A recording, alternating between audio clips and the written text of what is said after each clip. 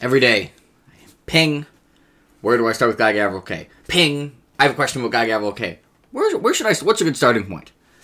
Ping, hey, is brightness long ago an okay starting point? Is X an okay starting point? And I can't send people to a guide, because all the guides, like if you Google it and go to an article, it's from someone who's read like 2 of their books, and it gets a bunch of factually things wrong, and the conclusion is just like, whatever, I guess just read Tigana. So, this is my most requested video ever, so we're doing it. The plan the entire time has been to do it. I just, people have been requesting this since I'd read like 2 Gavriel K books, and I was like, well, I can't exactly make this, because I've read 2 of, well, it was 14 at the time, now 15 Gavriel K books, but now, it's finally, it's going to happen, and I can't wait to just be able to respond to that question with this video, and then people will just ignore it and read Tigana anyways. But you know what? I'll try.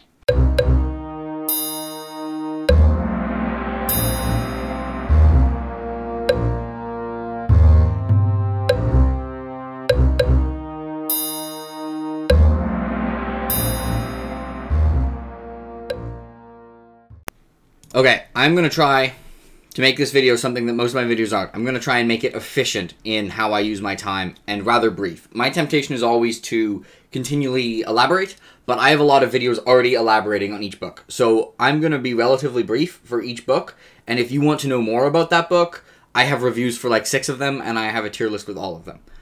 So first off, I'm just going to say, if you're just Googling this, and you don't want to have to like pick for yourself, and you just want me to pick one for you, that's like a good place to start for most people. Just go read the Lions of Al-Rassan. It's a good place to start. Okay, now for the people who actually want the more detail.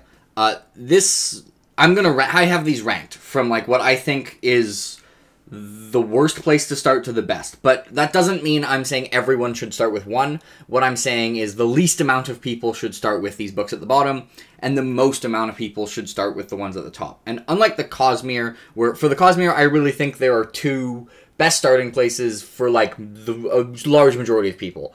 This one, I think the one I have at the top, I think like 20% of people should start with. So there's like 6, maybe even 7 places that I would describe as very good starting points.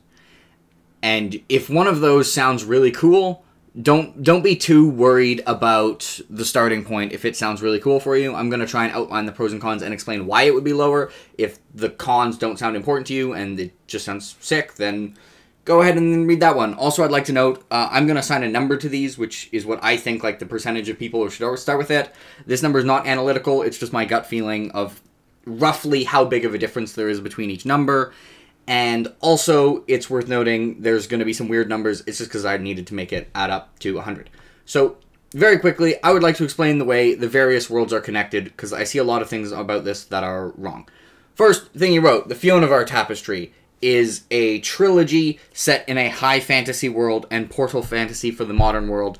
It is only really connected to one other book, which is Ysabel, which is mostly in the modern world, with some things from the fantasy world coming in.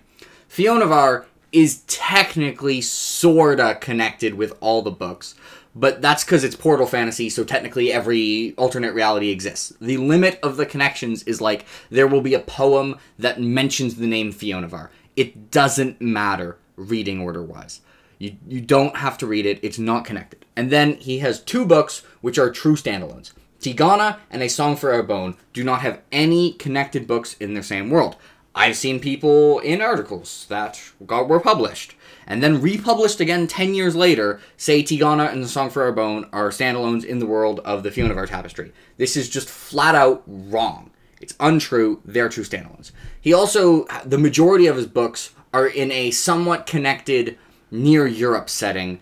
That's not like an MCU. It's more just like, well, a couple of these books kind of tackle similar themes, and he's already done this world building, so why do it again? It's the same way, like, you might have a historical fiction set in Spain in the 10th century, and then another historical fiction set in around the Byzantine Empire in the 5th century, or the 6th century. That doesn't actually mean you have to read them in chronological order. They just happen to take place in the same world. The books in this connected world, in publication order, are The Lions of Al-Rassan, The Sarantine Mosaic, The Last Light of the Sun, Children of Earth and Sky, A Brightness Long Ago, and All the Seas of the World. Those are all in the same world. you technically... There's the three at the end are more connected. I'm going to get into that in a bit. The first three, like the Lions of Al-Rassan, the Sarantine Mosaic, and the Last Light of the Sun, don't worry about it too much. The largest connection is probably the Sarantine Mosaic to the Last Light of the Sun, but it's not a big deal if you want to read the Last Light of the Sun before the Sarantine Mosaic, although it would be a bit weird because of those three. Most people consider the Sarantine Mosaic and Lions of Al-Rassan better. I would agree with most people. I actually like the Last Light of the Sun more than most people. And then we're going to get, in a second, into the Children of Earth and Sky, A Brightness Long Ago, All the Seas of the World, which are much more connected than his other books. Okay, he also has 2 more books in a Near Asia. This Near Asia is not in the same planet or world as the Near Europe. I have also seen published articles say this. They literally have a different amount of moons. There was one that was like, hey, they have a different amount of moons. Maybe that's a plot hole. No, they're just in a different world. You'd think this was the obvious conclusion, but they're in their own world, and they are not a duology. Under Heaven is a standalone book set in, like, the equivalent of 8th century, I think, Tang Dynasty China, and then River of Stars is, like, 11th or 12th century, like, Song Dynasty China. They're hundreds of years apart. That being said, thematically, they work much better in order, but it's not like you have to read them close together. Like, you could read River of Stars 10 years after you read Under Heaven, and if you read Under Heaven 15 years... It didn't come out 15 years ago. If you read Under Heaven randomly right after it came out, and now you're like, hey, do I need to reread it before reading River of Stars? You do not need to. They're hundreds of years apart. Okay. Also, there is what I'm calling the Renaissance Trilogy, which is A Brightness Long Ago, Children of Earth and Sky, and All the Seas of the World. Ignore the order I just said them in. These are all within about 20 years of each other, and they're all around the Mediterranean Sea. They are, of his standalone works, by far the most connected, and the one where reading order matters the most. I think there are... The only thing you really have to worry about is that you read A Brightness Long Ago before All the Seas of the World. I think you can read Children of Earth and Sky wherever you want in that order. If you want publication order, which you can absolutely do, is Children of Earth and Sky, A Brightness Long Ago, All the Seas of the World. And chronological order is also totally fine, which is A Brightness Long Ago, All the Seas of the World, Children of Earth and Sky. And also, if you want, you can mix that and go A Brightness Long Ago, Children of Earth and Sky, and All the Seas of the World. But do not, and I repeat, do not read All the Seas of the World before A Brightness Long Ago.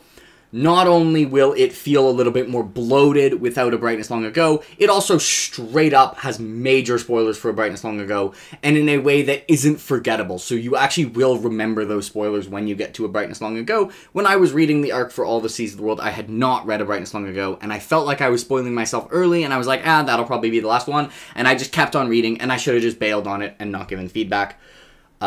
Also, I like A Brightness Long Ago way more than All the Seas of the World, and most people seem to agree it's better, so there's no reason to skip it and read All the Seas of the World first. Alright, now we're actually getting into the various places to start, and I'm going to start with the obvious thing, that obviously there's a trilogy and a duology. Don't read the ones that aren't book one of those, so The Darkest Road, The Wandering Fire, and Lord of Emperors, obviously don't start with those. Now we're going to get into the ones that, if you own these and looked at, like, the cover or the end bit, it wouldn't be obvious that you couldn't start here. And in tied for last place, at 0%, which, these are both terrible places to start, and you should not read these first under any circumstances, which is Ysabel and All the Seas of the World. They both spoil previous books. A Brightness Long Ago spoils... All the Seas of the World spoils A Brightness Long Ago way worse than Ysabel spoils Fionavar. So that's a more major con, but also Ysabel is very stylistically different than every other Guy Gavriel Kay book because of how, like, modern the writing is, because it's actually set in, like, 20th century France, and the supernatural comes in. It's almost like an urban fantasy, and it's actually, like, it's literally a YA book, and I'm not meaning that, like, when some people just like a book less, they say it's a YA book. I mean the themes and target is towards, like, someone who's 14 and is starting to think of himself and being treated as an adult is a major theme of that book. Which, even if you like YA, it's just so stylistically different from every other Guy Gavriel Kay book. And in my opinion, it's his worst book. But even if you like that style, it's a terrible indication of whether you will like the author. So even if these are the only 2 books you own, unfortunately, you're going to have to go get another one. Because this is the absolute worst place to start that isn't obvious in a bookstore. Okay. In spot number 10, we have River of Stars, which I have given 0.5%, which also basically no one should read, but it just would be marginally less horrible than starting with Ysabel and All the Seas of the World, because, well, it does spoil Under Heaven. It doesn't spoil it as majorly. My favorite scene in River of Stars wouldn't work if I hadn't read Under Heaven, but it actually, like, is marginally reasonable. It's only this low because there's so many really good options, but it is, like, I think a good Guy Gavriel K book. It would be, like, kind of lower middle of the pack for me, and it is a standalone book, but I still think essentially no one should start with River of Stars. Okay. Those are the ones that basically no one should start. Next we have The Summer Tree, which I have at 1.5%, which is book 1 of his high fantasy trilogy. And the pro is basically, it's his debut novel. So if you are someone who's just like, I will read authors in publication order. And I don't mean I will read series in publication order, because that's something I normally do. I mean authors. So if someone, it's like, all right, I'm going to read George R.R. Martin, well, I got to read all his sci-fi first. I'm going to read Robin Hobb, I have to read all the Megan Lindholm urban fantasy first. Steven Erikson, well, I gotta read his Star Trek parody first. Like, this is his debut novel, but it's so different from all his other novels that it's completely unnecessary to read first as his debut novel. It's as different to his other books as, like, I can't say this because I haven't read the earlier George R. R. Martin. It's as different as his other books as, like, Steelheart is from the Stormlight Archive. I was going to say George's sci-fi books to his fantasy books, but I haven't read his sci-fi books. But it's as different, like, for Sanderson as Steelheart is to the Stormlight Archive. So you don't have to read... It'd be like insisting someone had to read Steelheart and Stormlight Archive in that order. It's also... So I just think it's a terrible predictor of how much you will like the rest of the Guy Gavriel K books. I also don't think it's quite as good. Some people really love it. I like it quite a lot. I have seen other people who really like the rest of his books, not like Fionavar, though. And I think I've seen some people like Fionavar and then be disappointed with some of the rest of his books. As a result, I would only recommend The Summer Tree to someone who's extremely completionist. And, like, this is when I'd say you should read Fionavar if you want to read Fionavar. When you are sure you are going to read all the historical Guy Gavriel K books, no matter how much you like Fionavar, go ahead and read Fionavar and Ysabel. If that's you now, if you don't quit authors, if you don't believe in, like, DNFing a series, fine, go ahead and start with Summer Tree. But if there's a chance that not liking The Summer Tree will make you not try later books at the point you're at, do not read it. Okay. We are moving on to number 8, which is Children of Earth and Sky, which I have at 3%, but I actually, like, it would be fine. It is quite representative of late Guy Gavriel K's style. He obviously, in terms of evolution, he evolves quite a bit. So if you like Children of Earth and Sky, you can probably be pretty sure you'll like the Under Heaven, River of Stars duology and A Brightness Long Ago. I mean, A Brightness Long Ago is kind of Children of Earth and Sky, but much better. I really like Children of Earth and Sky. I vastly prefer A Brightness Long Ago. It is probably one of the quieter Guy Gavriel K books. They tend to be relatively quiet, and this one is more so. But it still has quite a few pros. It's just, this is an option where there's so many really good places to start that it's kind of moved down. I also think you should read the Sarantine Mosaic before you read Children of Earth and Sky. Like, it'd be fine if you read Children of Earth and Sky. Note, I said should. I did not say you need to read the Sarantine Mosaic without reading the Children of Earth and Sky. I'm sure, like, it's not like the book's not going to make sense. Like, you can read it, it's fine, but I think it's better to read the Sarantine Mosaic first, and I especially don't see much of a reason to skip to Children of Earth and Sky, because I think the Sarantine Mosaic's better, so it's not like you're skipping the slog to get to the really good stuff. I wouldn't say neither is a slog, but you're skipping what I consider peak Guy Gavriel K to get to, like, lower middle of the pack Guy Gavriel K. So it'd be kind of weird. It is also, I will say, it's a reasonably length book. It's 571 pages in my paperback editions with relatively large font. I'm going to be giving pages for all of these now. They're all going to be the same page size. It's kind of one of his middle length books. Okay, number 7, The Last Light of the Sun, which I have at 4%. It is reasonably short. It's a standalone. It's 544 pages. I personally think it's really good and a good representation of his style. And also, I think it might be one of his favorite introductions of supernatural elements. But most other people consider it among his weakest books. I'm not really sure why. I thought it was pretty damn solid across the board. But consensus is probably a better predictor of how much you will like a book than how much I like a book is. That's just generally true. And also, it does have some Easter eggs with the Lions of Al-Rassan and the Sarantine Mosaic. They're by no means necessary, but if you want to be a completionist who, like, has the possibility of catching any you can, then you should read the Lions of Al-Rassan and the Sarantine Mosaic before this. And also, for The Last Light of the Sun, it's very Norse. This isn't really a pro or a con, but it's something that's very stylistically different. It's set up in England during, like, the time of King Alfred the Great. I should really be mentioning when these take place. All editing me will put it in text. So everything is, like, very Norse. So if you like the Norse setting, you can probably go for it. But if that's not your favorite aesthetic, you should really not start with this point. Okay, we are now getting to the point where all of these are, like, very good places to start. And number 6 is A Brightness Long Ago, which is actually my favorite of his standalone books. And it's got a lot in its favor. It's only 420 pages. I forgot to mention, Last Light of the Sun is like 544. 420 pages, I actually think, is his shortest book. It's very short. It's actually, I think it's his shortest book. It is extraordinarily high quality, and it's extraordinarily representative of the second half of his career in terms of style.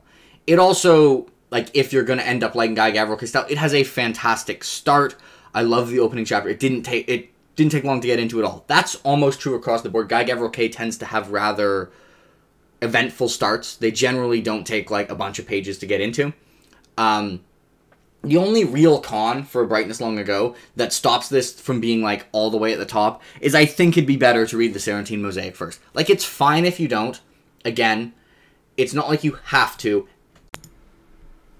And A Brightness Long Ago, I would say, compared to more of his books, the biggest, like, stylistic difference is there's more omniscient narration than in most of his books. And also, the book is a mix of having some first-person retrospective and some third-person omniscient, which I found incredibly effective, but is something he has basically not done in any of the other books. He did it in All the Seas of the World, but that was barely a thing. It was much more prevalent here. Okay, moving on.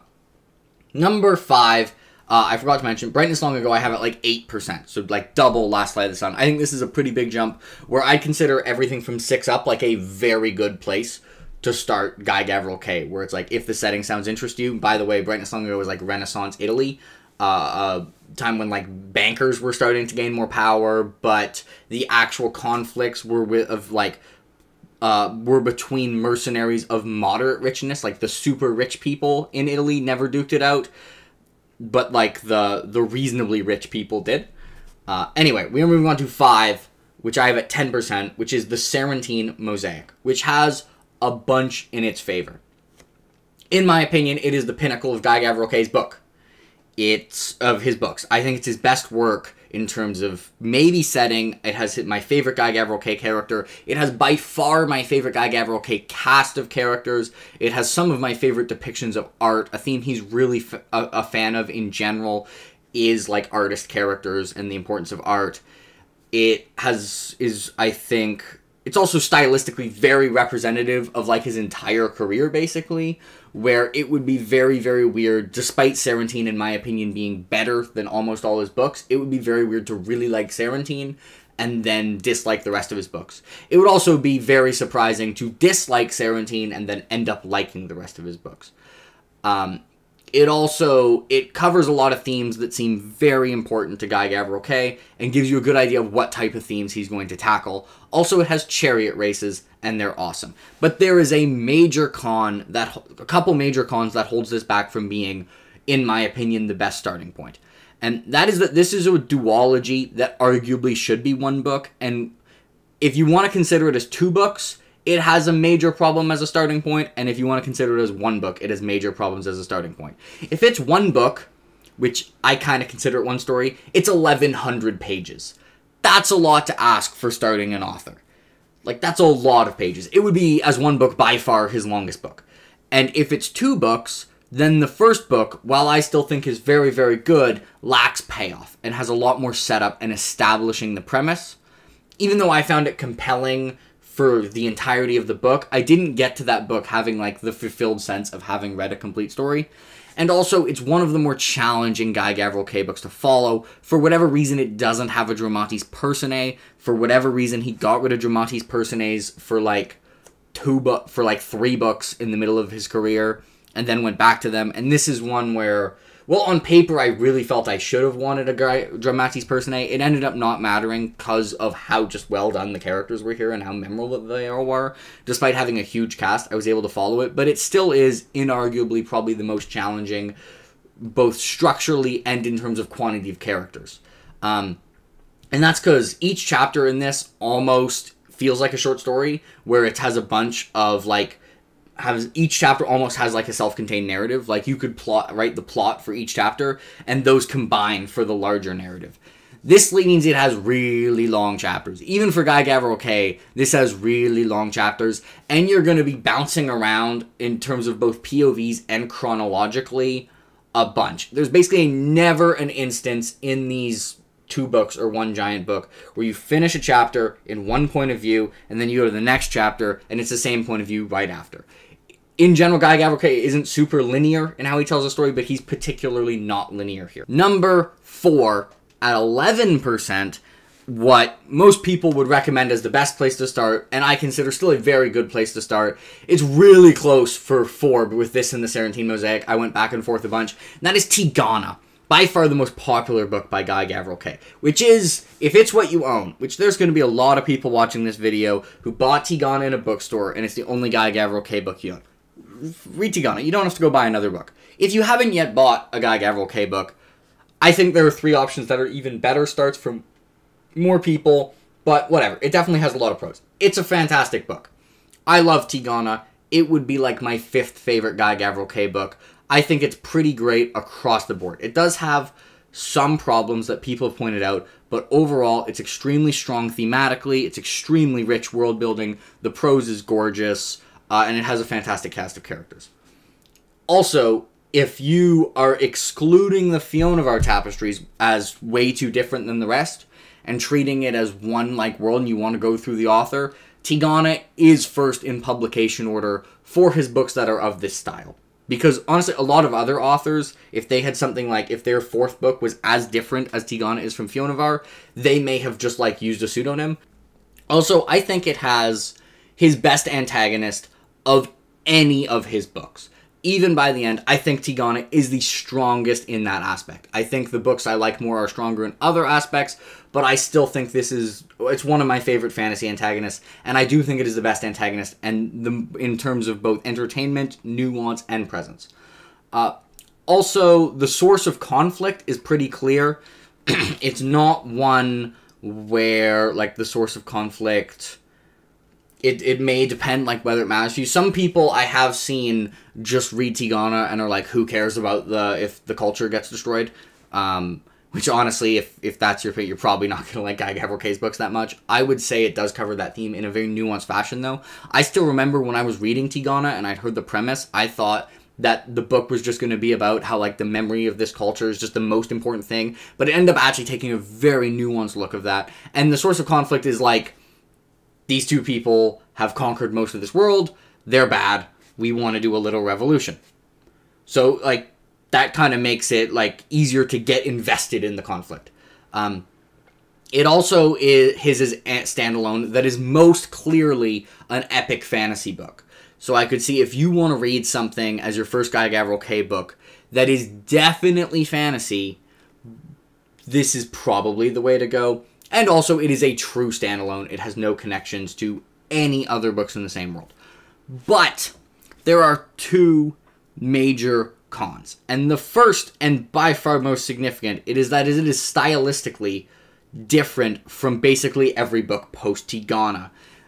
In terms of, well, one, I think the source of conflict is more clear in this one.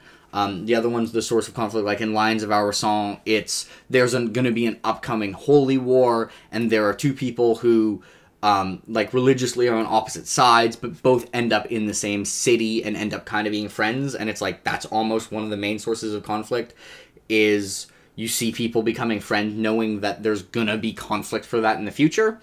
While this one, it's just like, hey, these people kind of suck. These people are better. They're nuanced, but we want this side to win. But that can be... So I think because of that difference, it's very possible for someone to really like Tigana and then not like Guy Gavriel Kay's other books as much.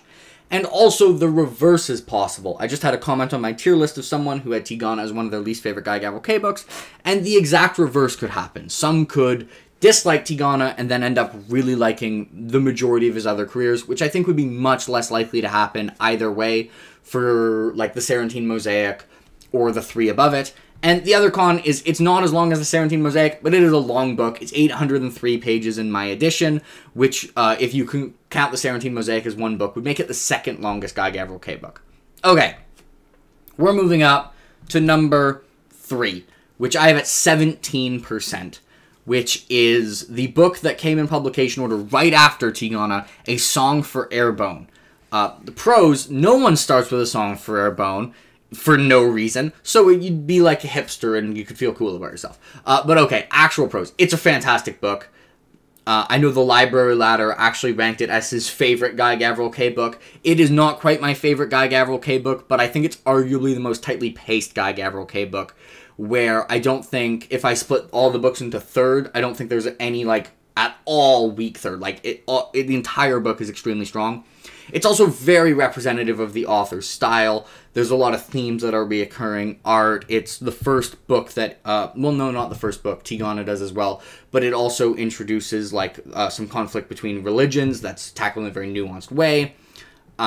It also does still have a clear protagonist and is probably a little bit easier to get into than Al-Rassan or Sarantine. It's much less POV hoppy than Al-Rassan or Sarantine. It's much more... It is quite POV hoppy. I'd say, like, it's about 50% one character who's clearly the protagonist, which Al-Rassan doesn't have, and then about 50% is split between another, like, 8 people relatively evenly. I do have a couple cons for A Song for Arbonne. And the first is, especially compared to Tigana, the antagonist could be considered a little over the top, which I actually thought worked for the book, but I think it'd be hard to argue the antagonist of this book is as nuanced as the antagonist of Tigana or some other of his books. There are still a lot of really nuanced gray characters in this book, just not really the main antagonist. I actually think Guy Gavriel Kay described this person as evil when he got asked, like, why he used a third-person present. He kind of wanted to cause the immediate feeling of being in the presence of evil. And I don't believe he has ever used the word evil to describe any other character in any other of his books that isn't, like, the Dark Lord from Fiona Bar. As one pro I forgot to mention is this is another true standalone. It's not connected to any of the other books. And one kind of con that marginally annoyed me is this book does contain the trope of head trauma not being that big of a deal in the long run, where people get, like, knocked out and then they just, like, get back up. He did this a couple times. It's one of my few, like, Guy Gavriel Kay gripes. It's a total nitpick, but I think it's at its worst here. And one thing that could be a stylistic outlier is a lot of fantasy protagonists. Like, it is typically rare to have a fantasy protagonist that is incapable of solving problems through violence. And a lot of Guy Gavriel Kay's fantasy, like, protagonists are just, like, they can hit people, but they're not capable of violence at all.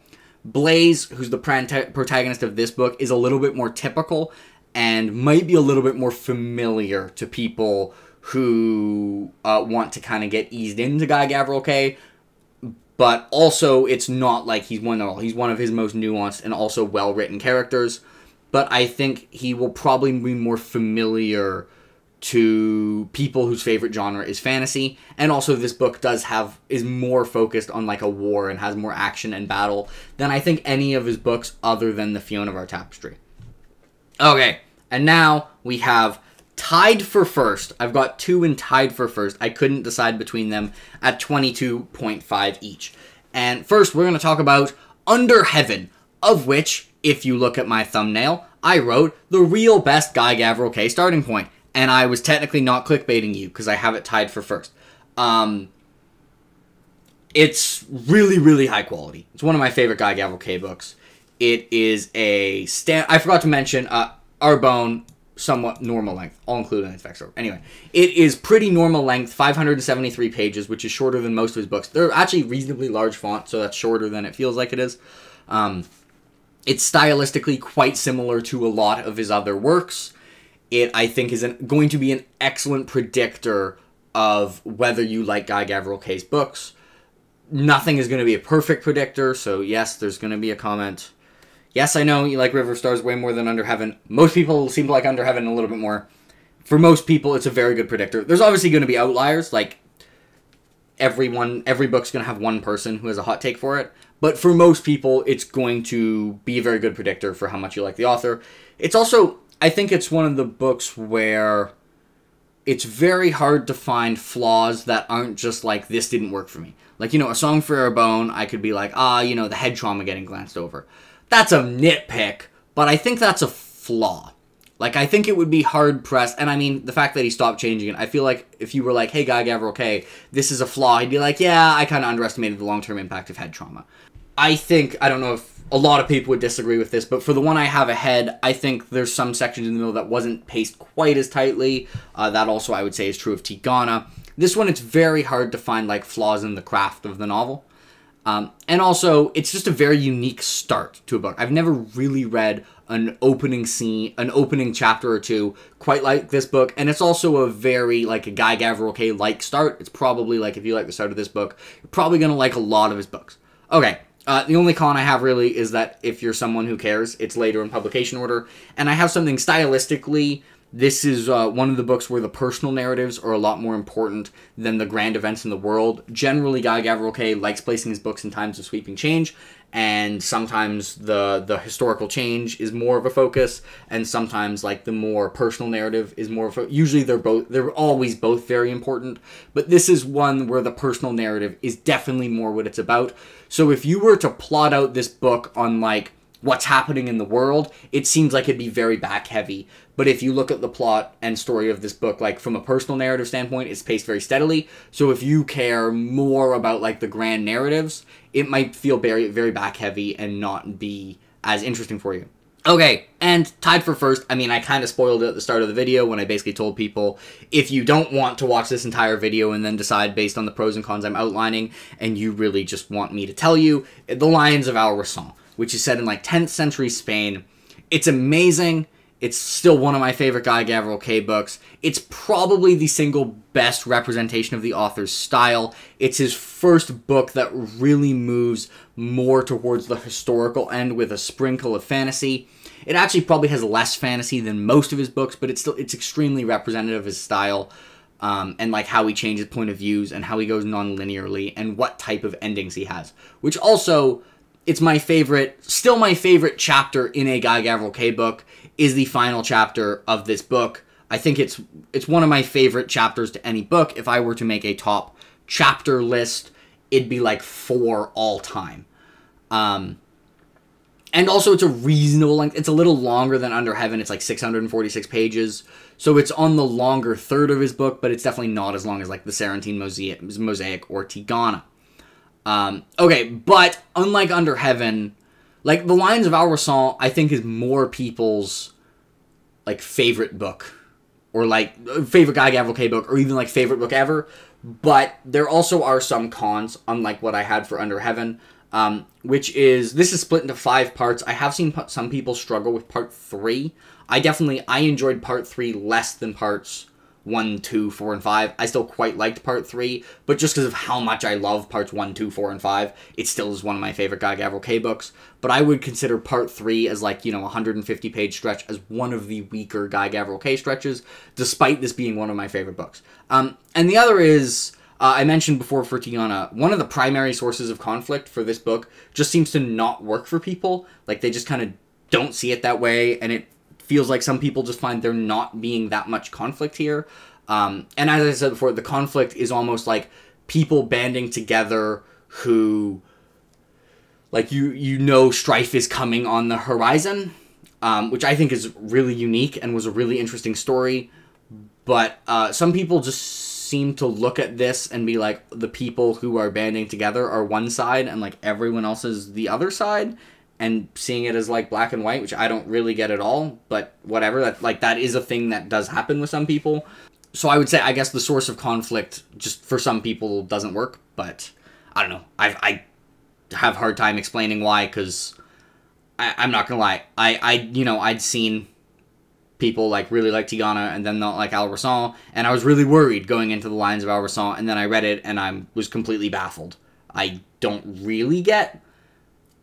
I don't get it either way. I almost get it more when people love Lions and don't like Tigana as much.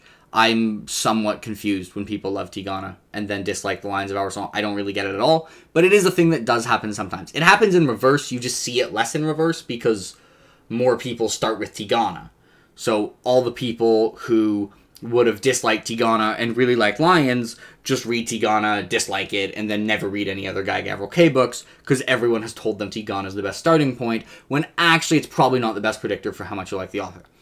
And I would say as a stylistic outlier, this is one of his books where there's really like there's like 3 protagonists, and none of them really are the protagonist. Okay, I think I went through that. Let's see how long that took. I think I was pretty long video, but I had a lot of ground to cover. I obviously could not go into a ton of detail for each book. If you want to know more about a specific book, I have 6 reviews, and it's not a coincidence that my 6 Guy Gavriel K reviews are for the 6 things I had on top of this list, because those are the 6 that I actually think like you probably should start with one of. So if you're kind of 50-50 on one and you want more depth on what it is, like what it's like as a reading experience, you can go to one of those. I'll leave them in the description. And also if there's a couple you're deciding between, I'll also include my tier list, because I was not able to go super in-depth for each of these just because there's so many viable starting points to cover. But hopefully this helped. Hopefully this kind of gave you an idea of which ones you would want to start. And if you want, you can, and don't want to think about it, yeah, you can just start with Lions of Al-Rassan or Under Heaven or whatever. But hopefully this was helpful. I tried to be as efficient as possible here and to not wander off. I have a tendency to wander off in these and kind of go on tangents. Hopefully I avoided that. Let me know if this was helpful in the comments. Other people who have read a lot of or almost all the Guy Gavriel K books, would you say you find this order reasonably agreeable? And is it criminal that people just don't seem to see A Song for Arbonne as one of the best entry points when, like, it's a really good entry point? Yeah, I don't know why I don't see that mentioned. Like, I see Tigana and Al-Rassan mentioned all the time, and I see Under Heaven sometimes. I very rarely see people going like, oh yeah, you should start for A Song for Arbonne. I'm confused by it. I think the Library Lad will have my back there, because, I mean, it's his favorite Guy Gavriel K book. But whatever. Hope everyone enjoyed the video. Let me know if it was helpful. Bye, everyone.